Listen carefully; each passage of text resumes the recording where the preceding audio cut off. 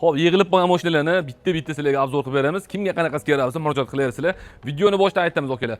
Xo'p, yarim pulingni borib turib, yarim pulingni yetmay qolsa, ikki joyga halol Nexia savdo ham bor. Dev mashinani bo'lsa barter ham qilib berilardi. 2023-yil Tracker Premier. Okalar, kraska holatlari top-toza, bosayotgan masofasi 37 ming.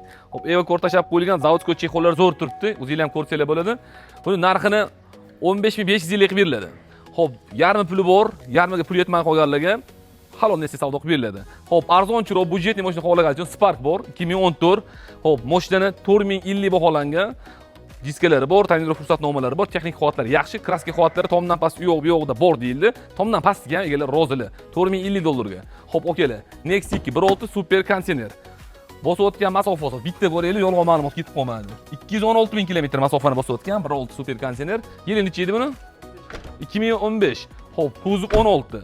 Buni qancha qilib beramiz oxiri? Eng oxirisi 4350. 4350 qilib berilar ekan. Nexia 3 to'rt avtomat 2020.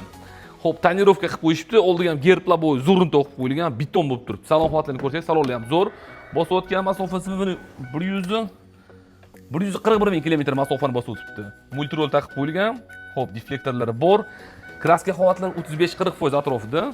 Buni oxirgi bo'ladigan narxi 6450 bo'lsa keyin beriladi. Xo'p, Nexia 3 15 da bu. 2016. Nexia 3 mexanika передача, kraskasini tomdan past hisoblasa bo'laveradi. Salonlar zo'r turibdi. Buni 4850 qilib beriladi. 4850.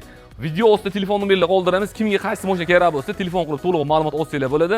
Okalar, kuzatib tursanglar, Devo mashinaga barter ham qilib beriladi, ikki joyga variant ham qilib beriladi. YouTube'da ham xudo xolsa aktiv bo'lib mashina qo'shib davom etamiz. Hammaga rahmat.